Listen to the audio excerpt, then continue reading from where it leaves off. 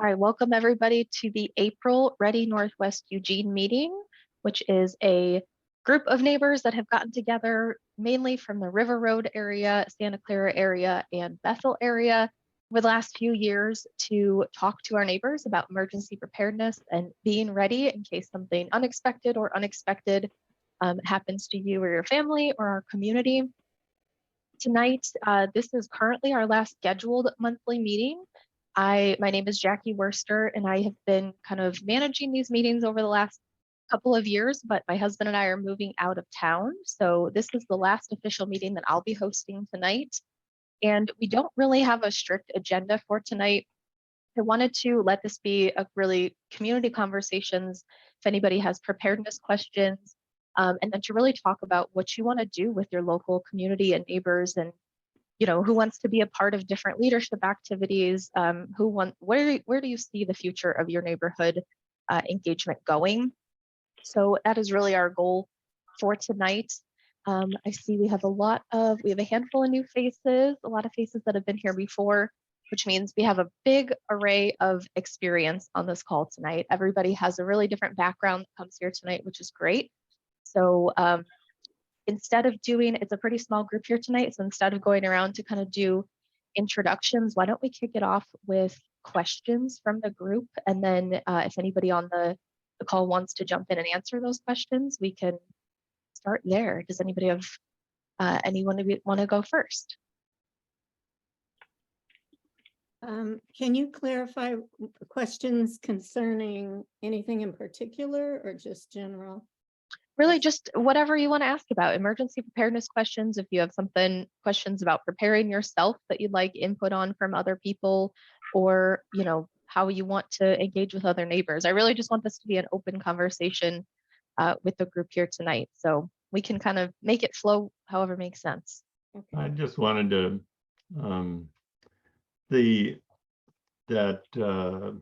Michael's Cascadia subduction zone earthquake overview, or whatever you want, where he talked to 4 or 5 different people involved, and I really thought that was a really good presentation. But I followed up with him because I said part of the problem is the lack of communication from the county and the city to groups like ours, and he thanked me and said he's going to look into it. So maybe we'll get more of that from his perspective. So I thought that was really good. If you haven't had a chance to look at it, we should probably send that out and let people take a look and listen to it. It's a podcast. But it was probably the best one I think I've seen that covered everything, so it's an FYI there. I'll second that. I thought it was a very good podcast, and not terribly long, but full of good information. And I think it's really important to share that.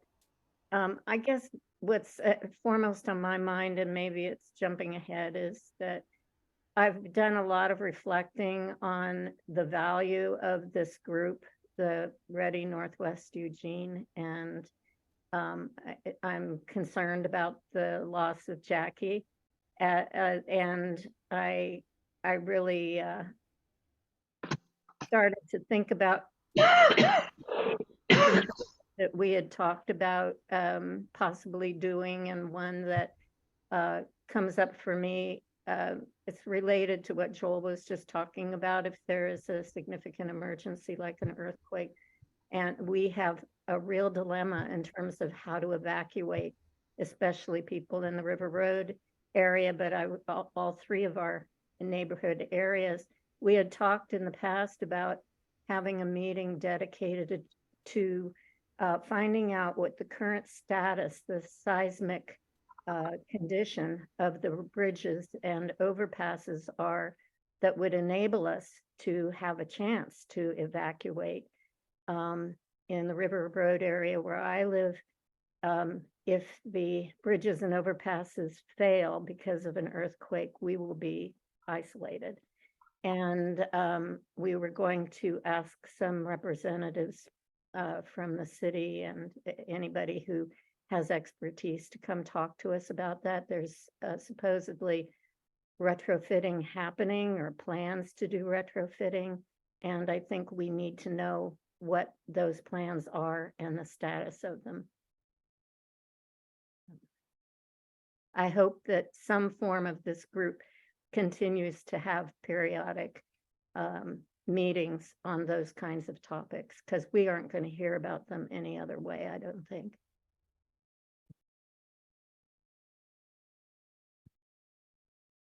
And I would be happy to organize something like that, not alone, and not on a monthly basis, but I could put some energy every so often into doing something like that.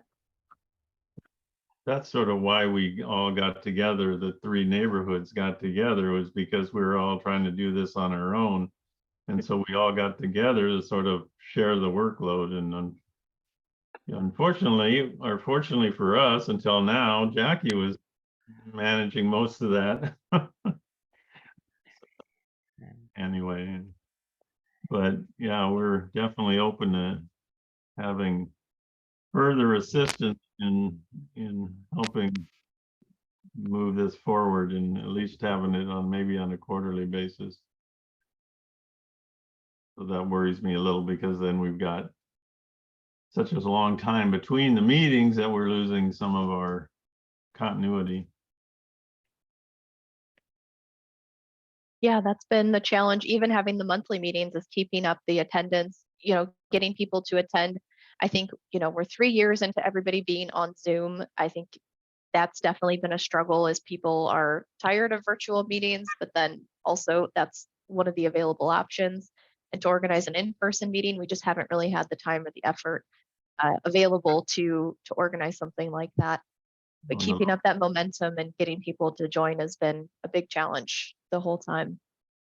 Yeah. As for can you hear me all right? Yep. Okay. As for in-person meetings, there's always the option of the what's that church? Trinity United Methodist, I think it's called. Yeah, Oh, yeah. Trinity United Methodist here on Maxwell. They were wide open to the idea of emergency preparedness. Oh, good. That's good to Yeah. know. Thank you. And also wide open to the idea of having a few radios there as well. So that's pretty good. That's an option there. I'm personally not too good with my people skills organizing that sort of event, but maybe Catherine, KI7RNU, would be willing to help me out with that. And she doesn't live too far from me. She's also here in the River Road area. So I'll ask. Yeah, and we can, and it's just knowing that there's a location like that just is, lets us all sort of focus on maybe working into that. Yes.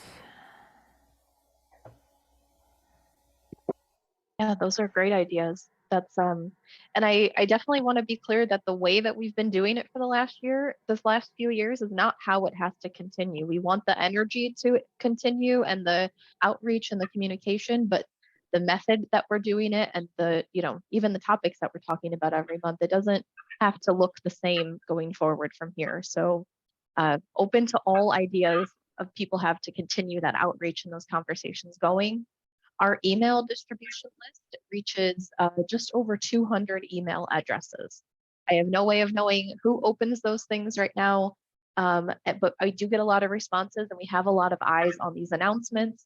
Our announcements also go out in the different newsletters around Road, Santa Clara, and Bethel, some a little more reliably than others. But there's definitely people who are reaching out saying, hey, I want to volunteer in the emergency preparedness space. Let me know where to help. So there are people interested in helping. They just kind of we need some people to corral them and really assign out some tasks and kind of step up into those roles. So the energy is there, which is great. Jackie, well, it might take some time for someone who wants to do a more comprehensive coordination of our efforts to appear. I do want to stress that, and Joel, maybe you can chime in. Joel and I had a conversation, and we feel very strongly that that database and a couple of the administrative tasks that you perform that have to continue, and that we would put some energy into just maintaining those so that it is not lost. That was an important contribution that we all participated in helping create, and it just cannot go away. Plus the availability of the videos as a record. I mean, that's the record of our exercise for the spill, the chemical spill, and doing that simulation that still has relevance and could be a useful training tool, as well as the presentation on the dam conditions and safety issues around that. That's one of my hesitations to going over only to in-person meetings. If there's a way of capturing the content so that people forevermore basically can access that is very high. The other thing I wanted to say is one of the reasons I think this group has worked really well is there is a steering committee. It's an informal thing. But it's been the decision-making and the selection of topics has been democratic and done by consensus, and it's been done in these meetings. And I would like to see that continue, the transparency of that. Yeah, what would be good is, and I don't know if you've already started this, Jackie, or anything, is to detail the processes you're using, and where the information is stored, and where we can how do we get access to it, and then once we have access to it, to share it around with at least those in the committee. So anyway, if you could make sure we get that would be, and access to the videos and things like that. And Yeah. I'll sort of manage that stuff if I've got, access to it. But I just worry because it's some of it's under River Road, and I don't have access to it. And Yes. and I really almost think we should pull it out there so that we have control over it, and then just let River Road, Santa Clara, and Bethel, send out the emails from that, and then let them know where the information, they can get access, link to the information or something. Yeah, absolutely. And to clarify on that, so Charlesie and Joel both mentioned kind of the committee that helps with picking the topics every month. That consists of Charlesie, Joel, Ed Farron, who's here as well, and then Lynn Woodrich and myself. So we have representation from all three of the neighborhoods. Like they said, it was kind of informal. We've just been the ones trying to keep this energy going and having the availability to have some of those planning meetings outside of these monthly meetings. But more energy there is always welcome too. And yeah, all of the software that we're using, all of the accesses that I have, I will definitely share that with all of you so we can continue monitoring that database. We originally started with a River Road only email address, and then we opened up the Ready Northwest Eugene email address. So I do plan before I hand it off to consolidate everything to come from the Ready Northwest email. So it's all coming from one place. Nobody has to manage two databases. That has been a lot. So I'm gonna consolidate that before I hand that off. And I'm certainly not abandoning all of this work either. Even though I'm leaving, I'm available for questions and to help transition all of that stuff too. So I'm not dumping this on anybody and dipping out from here. I'm so glad you said that about the transitioning, what is necessary for the Ready Northwest Eugene not to be left with big pieces missing. Whatever ARCO or River Road decides to do to replace who is the chair of their emergency prep team, is really ARCO's decision to make. But this group is, of course, closely related, but not the same. Right. You've been wearing two very important hats for ARCO. Yes. How about anybody else on the call? What is everybody's thoughts? What are you thinking as you hear this stuff? Do you have ideas about moving forward or questions in general that you want to bring up? I have a thought. I happened to go down and look at the city emergency management office website recently, and they had a pamphlet from FEMA that you could look at, and it was on what kind of damage houses would expect to get in an earthquake. And that's something that I'm really interested in, is just what kind of damage would happen. And so I actually ordered some of those pamphlets from FEMA, and so the thing about FEMA ordering pamphlets is you can ask for a certain number, but they won't tell you how many you're going to get. And it's like, and there's a limit, there's an upper limit, but they won't tell you what the upper limit is. But anyway, so there's some on the way, and I'll distribute them. But I'd like kind of like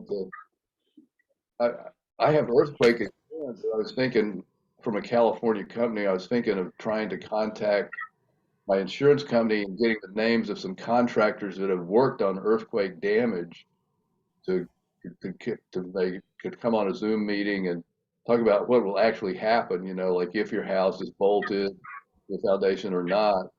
What I assume, like a lot of the windows would break, but I just don't, I don't really know. So that's a kind of just what kind of damage we would expect to our homes in an earthquake is something I'm interested in. Yeah, actually, Ed, there was on that podcast I mentioned earlier, one of the guys, I want to say the company was like MEA or something like that, and that they interviewed him, and it was talking about what people need to be doing, and it was really interesting is that if your house is built probably after the 1990 mid 90s, you're probably okay. But before that, I used to think it was like about 1980, but that's when the law was passed. And it was like 15 years later that they actually started building houses they're attached to the foundation. So that was a little disheartening, because I had hoped that mine was okay. So now I'm probably going to have somebody come out and take a look just to tell me, and then figure out if it's going to cost a bunch of money or what. Well, Joel, my house was built in 1990, which was the year when they supposedly started bolting. But I had a guy come out, and he said, well, in order to make sure that I was bolted, he would have to cut through the drywall to look at the connection between the house and the foundation. And so, but also that when I got the earthquake insurance, my insurance company said the house was built in 1990, and so the people in California just signed me up. I didn't have to give them any proof that my house was bolted. Yeah. So anyway, there's some slack there, I think. Yeah, mine was built in 1980, and my insurance company is it's sort of like, oh yeah, it's earthquake insurance. It's sort of like part of my homeowner's insurance. So I was surprised, but I'm happy to that's there. Go ahead. We had our house bolted, and one of the organizations that we asked about it said something similar, that they couldn't just tell by looking if it had been bolted, but that turned out not to be true. So I would just mention that. But also, we've been wondering if it's 2 stories. Have you heard anything about whether the second story is in greater danger? Is it protected by the bolting or not? Do you know? Let me just say, I I don't know much, but my understanding is like if you have a bedroom or a couple of bedrooms above a 2-car garage, then it's likely that the bedrooms will collapse into the garage. It's like if there's a void, if there's a big open space in your house. I'll go to Valley River Center, the atrium at Valley River, it's 2 stories, but then there's just that huge open space in the middle. That's kind of likely to collapse, I think. But then with just a single story house, I think you're much more likely to not collapse. And that guy in that podcast, when they interviewed him, he says, it's just size. The bigger the building, the more chances that you're going to have problems. And so, and I don't know how it works with, if you bolt the foundation to the first floor, if there's a way to also attach the second floor to the first floor or something to provide additional,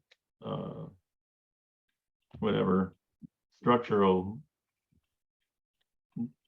can't think of the word, but anyway, to hold it all together. Reinforcement? Yeah, that's a good word. Thank you.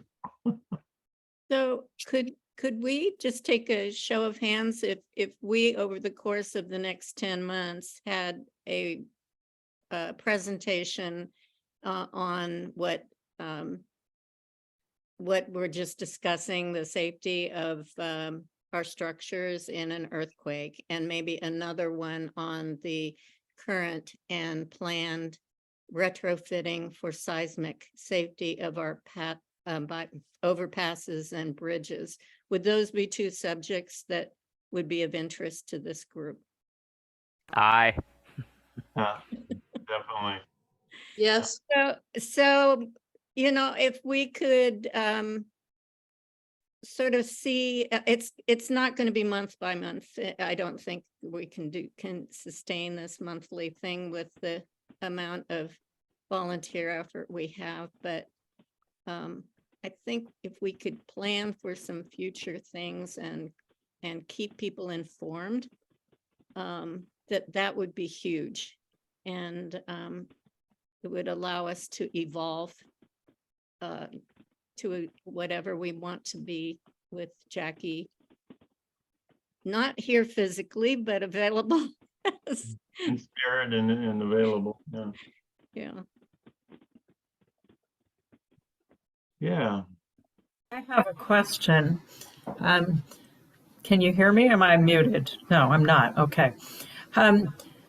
Has there been any kind of survey of who lives in neighborhoods, like medical people or engineers or firefighters or whatever training or background would be useful during an emergency? I don't have a clue. I mean, we've only lived here for a year, and I have no way of knowing if there's a medical person in my neighborhood. CERT, Eugene CERT would be the one to talk to about that. They have inventory of what CERT members live where. I don't know if they have a inventory of their individual skills, but Yeah. CERT is a good place to start. You have to talk to Andy Davis about that. They don't release that, Matt, not even to other cert. They don't. No, they don't. Sorry. That's not good. I know. But if you are able to form a map your neighborhood group and get to know your neighbors and exchange information, that is where you might be apprised of who does what. But a lot of these first responders, especially law enforcement, don't want others to know where they live. Yeah. Yeah, Okay. the Pulse Point app is good if you have What was that? Steve? What was? the Pulse Point app. It was Oh, designed to provide CPR to the nearest people around you before first responders can get there, if you have training. And you can also download the free app and just find out what's going on in your neighborhood. That doesn't help you understand who might be around to give help, but yeah, there are ways to find out, but no, I don't think there really is. I think Ready Southeast would be the closest neighborhood that might have some idea of that, because they're pretty well established with their emergency preparedness team and their 60, map your neighborhood groups or blocks. And they're the way they practiced and gotten to know each other. Yeah, Southeast. Ready Southeast, Southeast neighbors.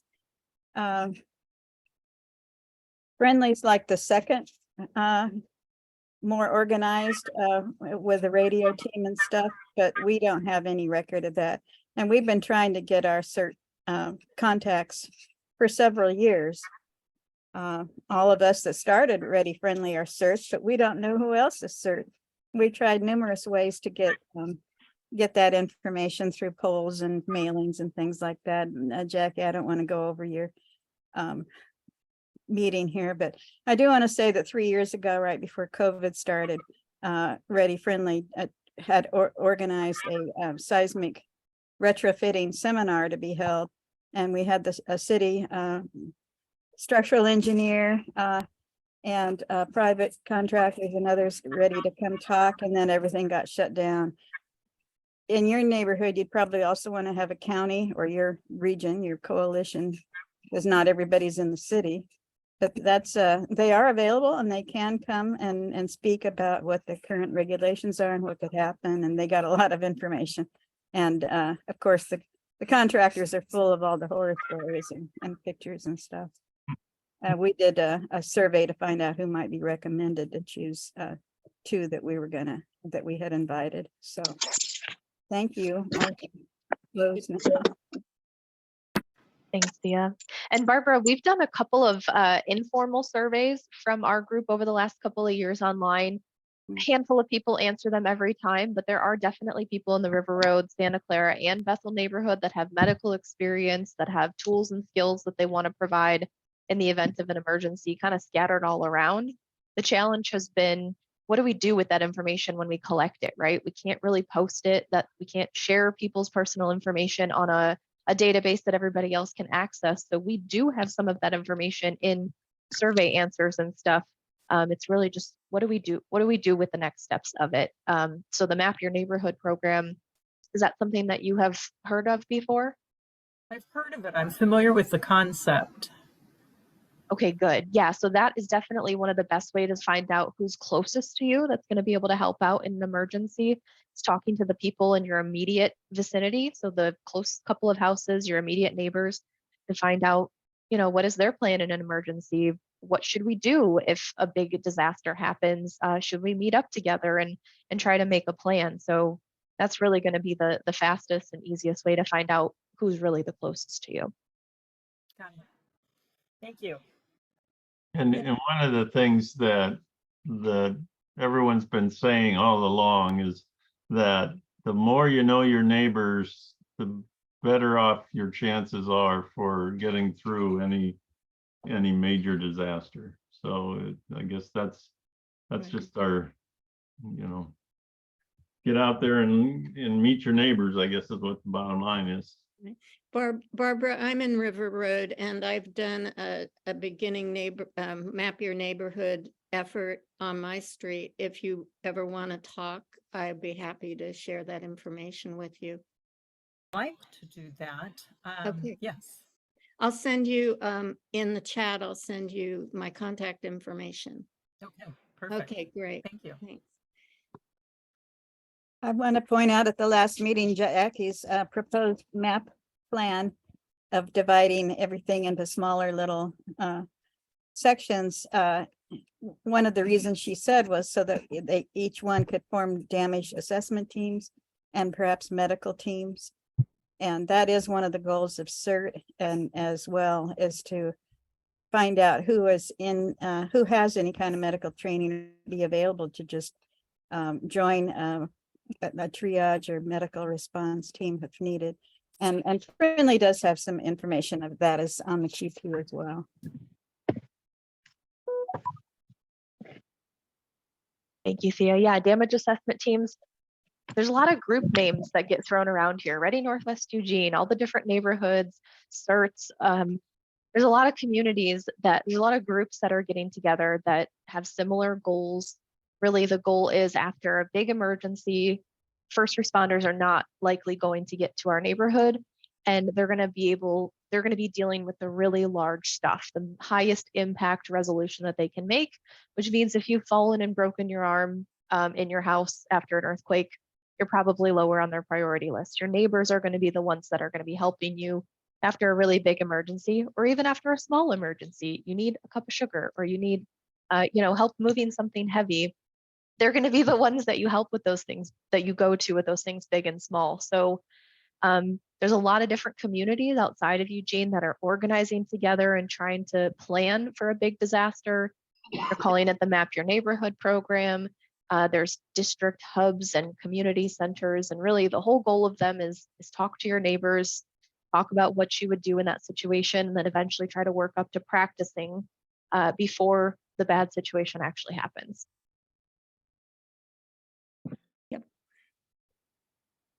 And I would just add to make it fit the needs of your particular Yes. street or neighborhood, to not just take a cookie cutter of what you read in a manual and apply it if it doesn't make sense. It can be it needs to be organic. Yeah. I've asked neighbors, are there neighborhood gatherings, and a picnic in the summer? And what I'm told is, well, there used to be, like before COVID 5 years ago, and just in the year that we have lived in this house, there's been half a dozen other houses within, you could throw a rock and hit them practically, that have turned over. So it's time to start the process again, I think. Sounds like you have some great energy for this subject. I'm so happy. Let me say that over here in the Bethel neighborhood, Bethel's the largest neighborhood in Eugene, and there's something like 26,000 people that live here. And that's based on the 2010 census. So anyways, quite a lot of people, but we also have quite a lot of parks. And so last summer we had the neighborhood association sponsored events in 4, 5, or 6 of the parks. And the thing was to try to link, the city has established evacuation, a way to evacuate parts of neighborhoods. And so we organized events in the park to inform residents about where their evacuation center would be. And so we tabled for emergency preparedness and other stuff, and had food trucks and that. And it was just like nice little neighborhood events in the parks that enabled people to just get together and talk about stuff.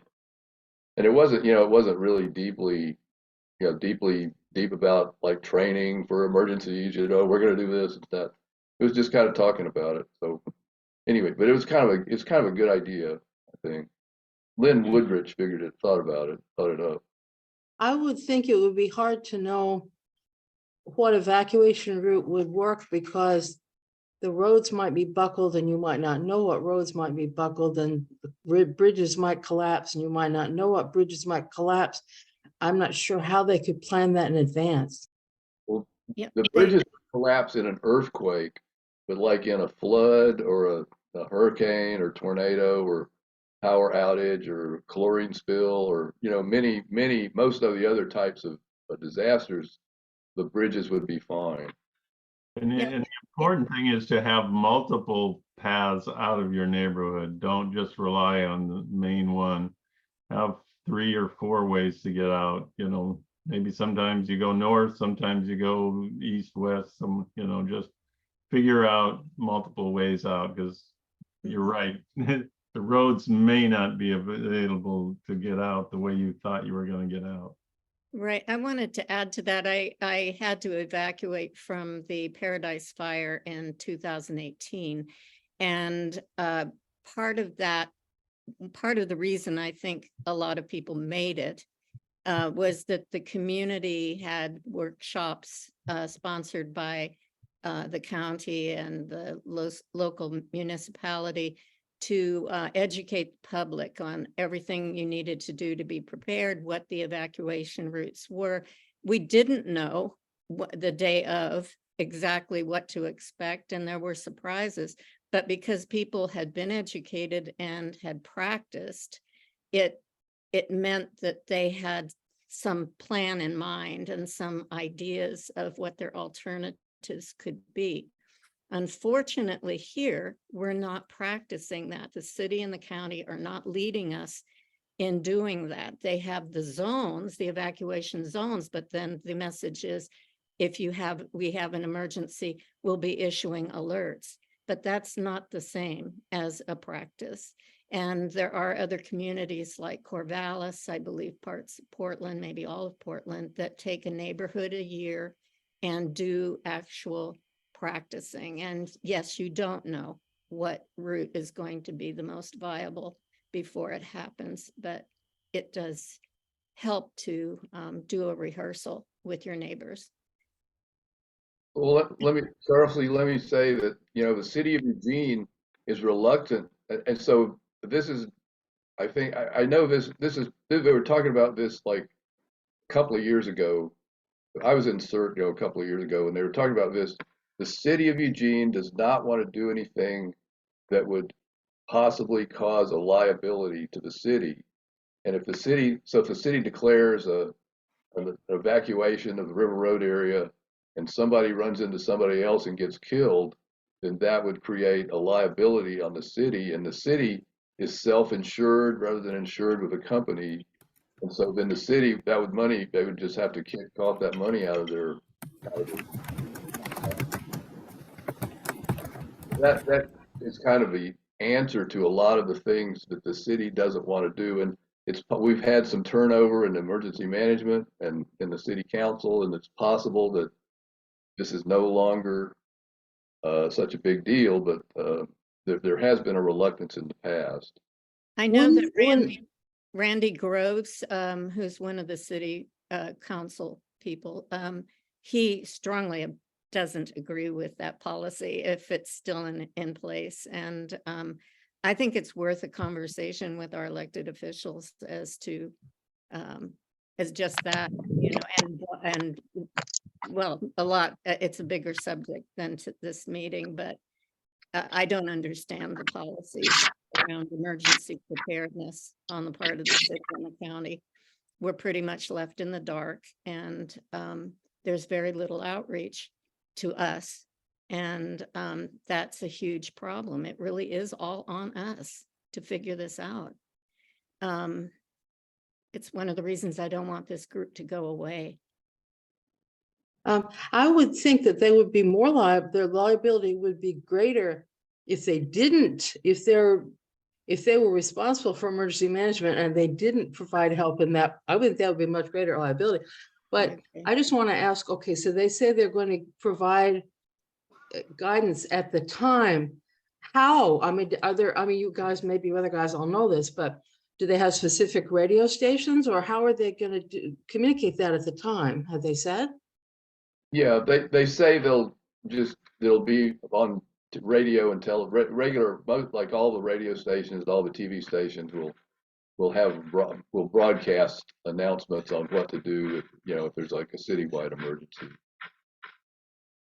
One of the things that I have heard in the last maybe couple of weeks is that Carrie Carl, who has been the emergency preparedness manager for the city of Eugene for I don't know how long, not very long, maybe a year, is no longer in that position. Does anyone have an update on that? What is happening with that role?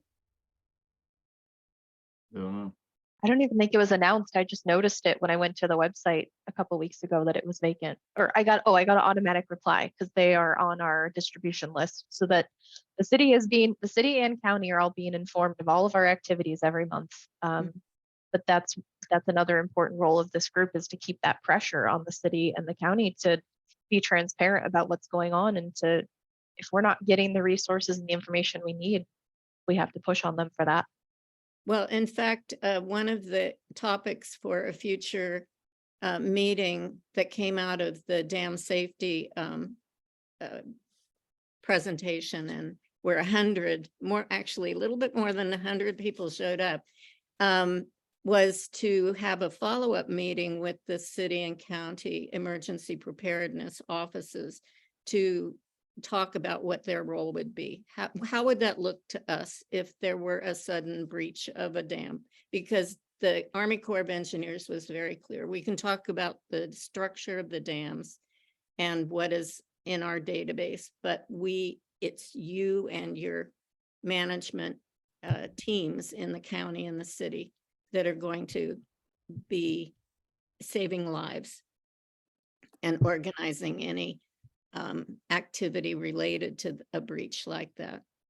We haven't had that follow-up meeting. That might be a third topic. That'd be great. In general, our, as in most counties, that's the emergency, everything emergency related is under the sheriff's department, including emergency management. So even though Eugene is a city, we still fall under the county emergency management. They're the ones that actually issue most of the alerts. When you sign up for alert sense, as Jackie's indicated in chat, you can get notified. And we all have a good relationship with our county emergency manager, Patience Winningham, who used to be the city emergency manager before Carrie Carl moved up from a long career in parks, and she will be missed. But they do have this new alert system. They've had some, experiments and things with it the last couple of years. What we're not assured of it is that there is really any alerts from the dams themselves that can actually get to them, but we're told they do a lot of practicing and exercises, and they do have systems available. But I just wanted to say that we do not have emergency evacuation routes because of the fire department established the zones, and they don't want us to rely on any particular route. They'd rather tell us when the time comes which way to go, or which way not to go, rather, avoid Beltline or something like that. So other than the ice and snow routes, which may end up being, the main routes out, there really are no published evacuation routes, to my understanding. And meanwhile, the huge bulk of the population is maybe oblivious to this, much less practiced in how that might look in a simulated exercise across the community. So I think that's a really short-sighted policy and approach, based on firsthand experience. Just an editorial comment.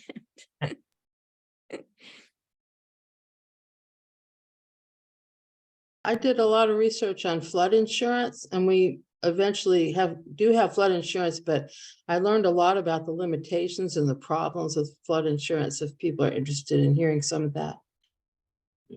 Sure. I'd be interested at a meeting maybe on that subject and so on. I was surprised to find out when I had my house bolted, the house to the foundation, and talked to my insurance people around, well, will I get a break on my insurance policy? No. You would think there might be incentives to encourage people to do that, so there would be less damage done, but apparently there is not. Now, there's a big deal about who's responsible, and the house insurance people are not responsible for flood. The flood insurance people are not responsible for house. And so who would be responsible? How much would be covered by each one? It looks to me, I spent a lot of time talking to a lot of different people. Many people didn't know much about it. And it looks to me like that could be a real serious problem. And we were not able to get the kind of flood coverage we really wanted. The house coverage is much better. And you can get much worse flood coverage than we got by going with the FEMA plan, which many people have, and it's real, not very good coverage. But it's not good coverage. Any flood insurance that I was able to find was not great coverage.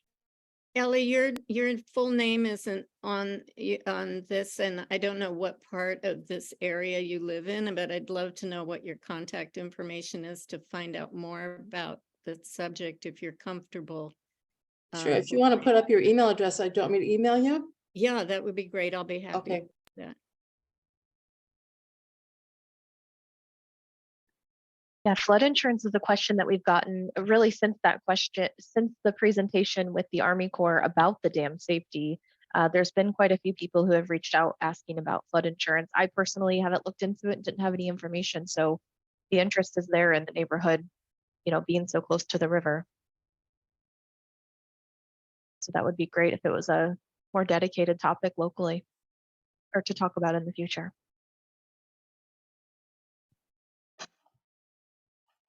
One other item that I meant to announce at the beginning of the call, there is a Senate bill that was passed in 2022, I believe, an Oregon Senate bill that requires fuel storage facilities in Columbia, Lane, and Multnomah counties that store over 2 million gallons of fuel to take steps to show they're prepared for a Cascadia earthquake, so the big earthquake that is expected to hit the area.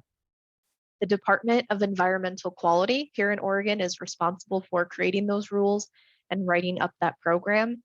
And they did form a committee of a variety of people. There's geotechnical engineers, there's oil representatives there. There is a wide variety of people. I sit on that committee as well, just as a neighborhood representative in the area.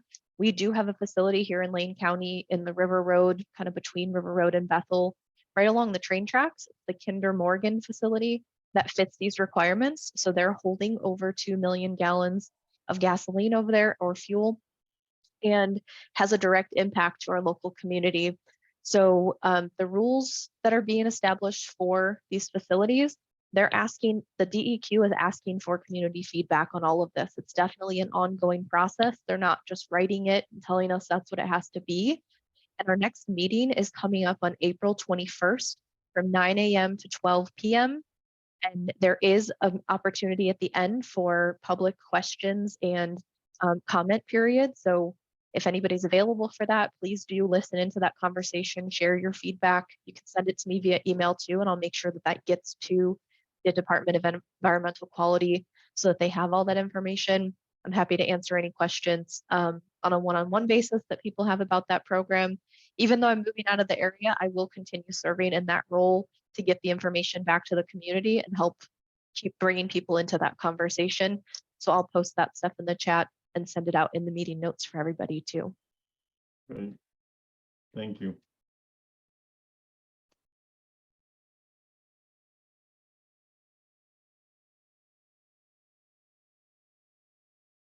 All right, we got about 12 minutes left together. What other questions, thoughts are anybody having?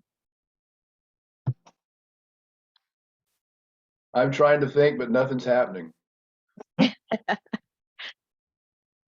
One thing I thought to expand on, which was mentioned a couple of times, is the CERT program. Everybody's just referred to it as CERT.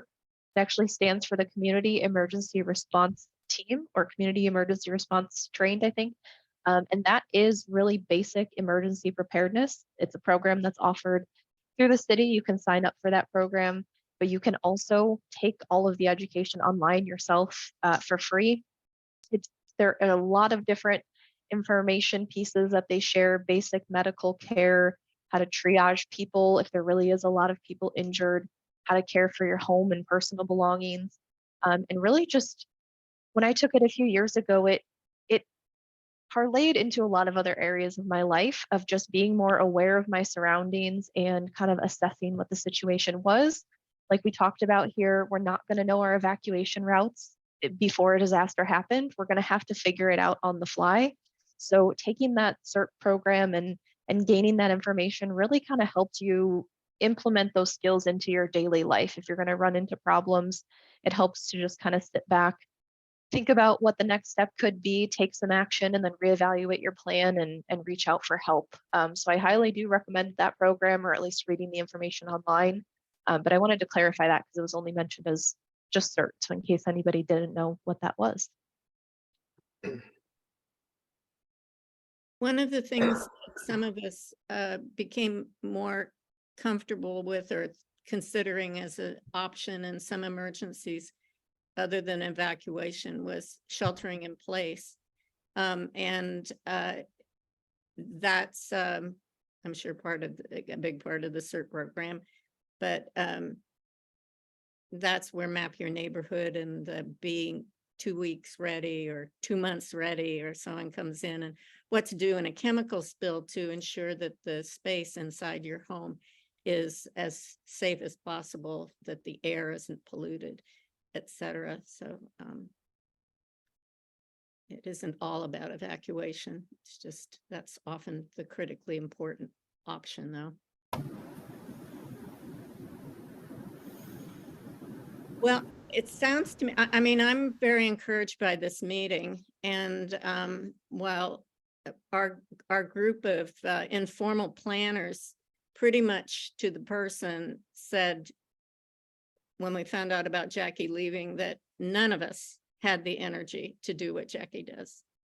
And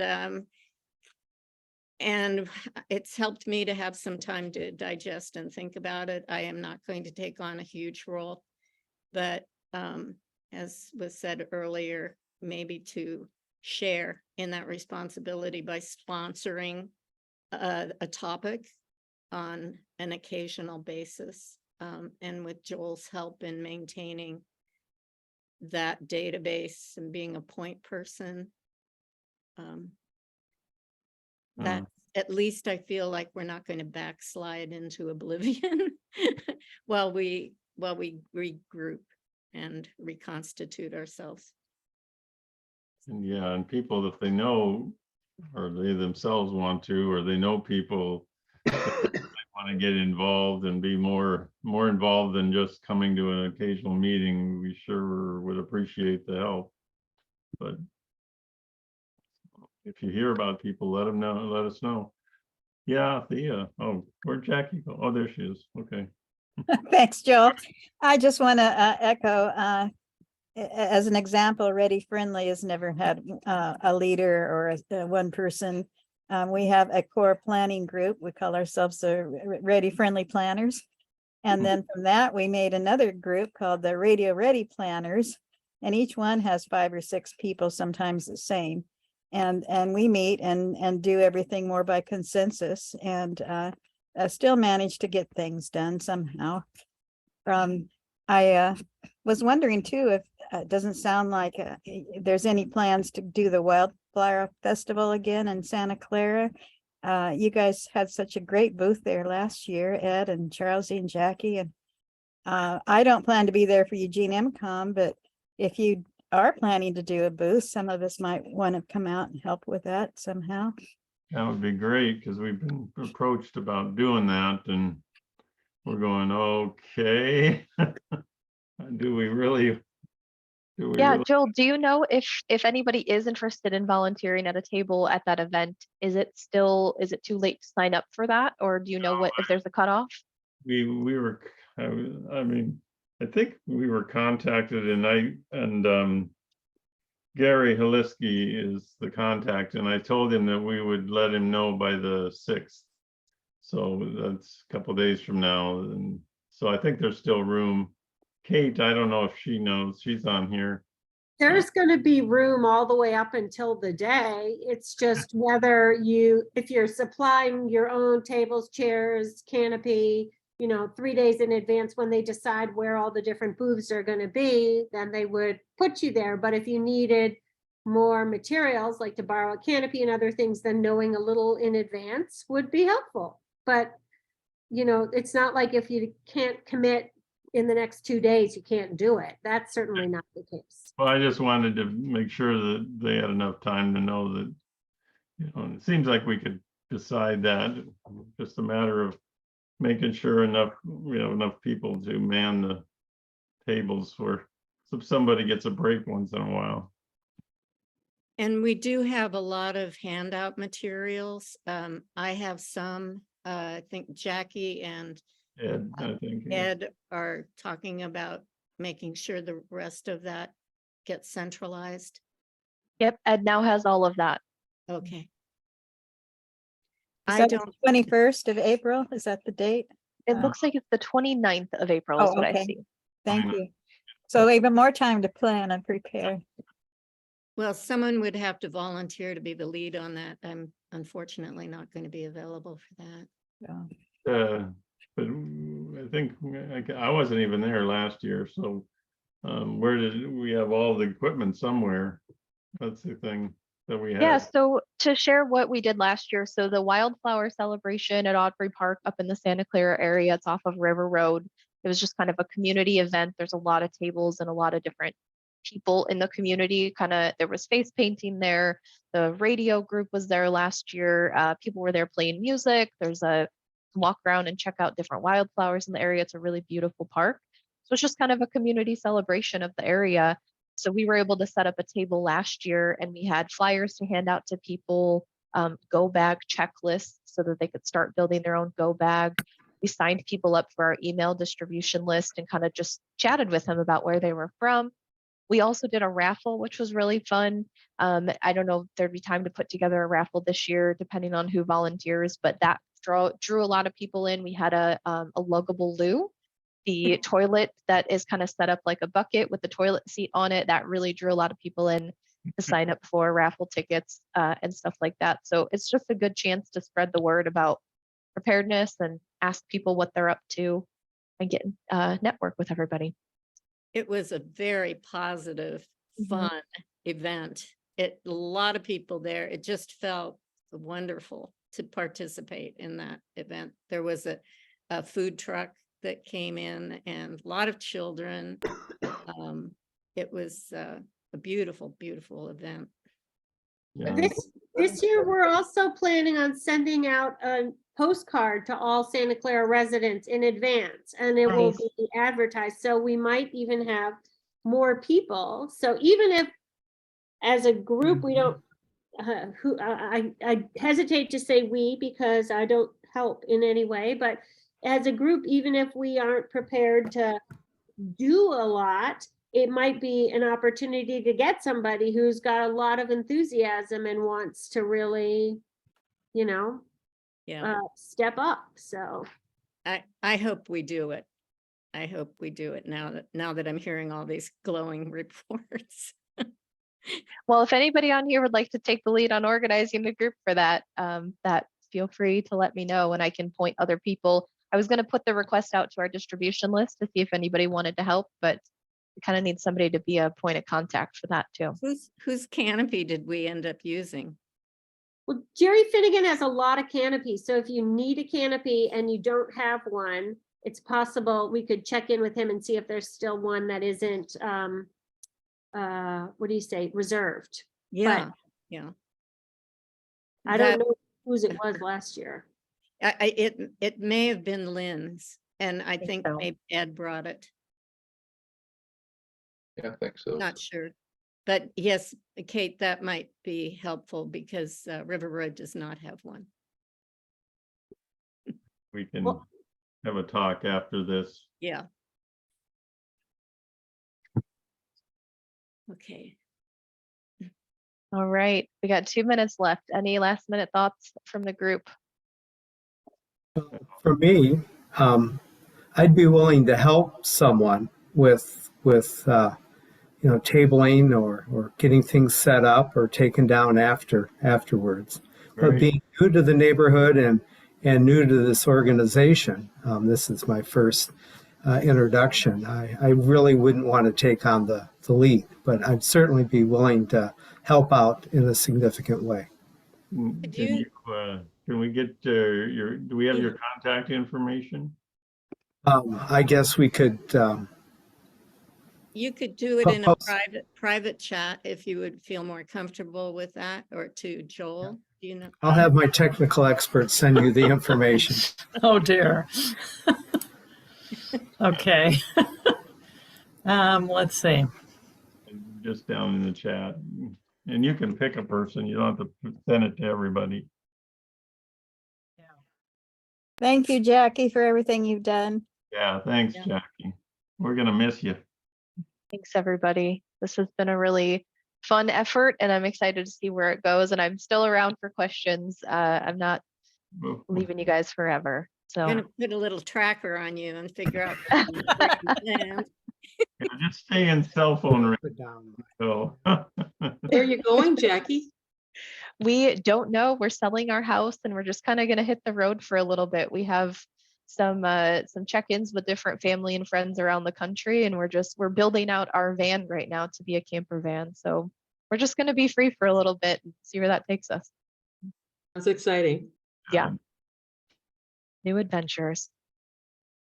Are you All right. gonna get a VW bus? A VW bus? No. No, that would be fun though. Stay on Starlink or something where we can get in touch with you, please. I Starlink. suggested to Jackie and her husband that they watch the movie Lost in America Oh. with Albert Brooks. And to avoid going to Las Vegas, if you've seen the movie, you'll know what that's. We did catch up on that and that was awesome. It was a great little preview of hopefully what not to expect. Awesome. All right, I'm going to stop our recording there.